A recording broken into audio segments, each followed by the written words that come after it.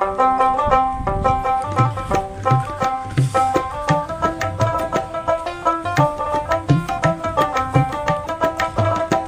গ্রামে এখানে একটা জিনিস চোখে পড়লো, এটি খেজুর গাছে অনেক সুন্দর খেজুর ধরছে। মাশাআল্লাহ, অনেক সুন্দর খেজুর ধরছে।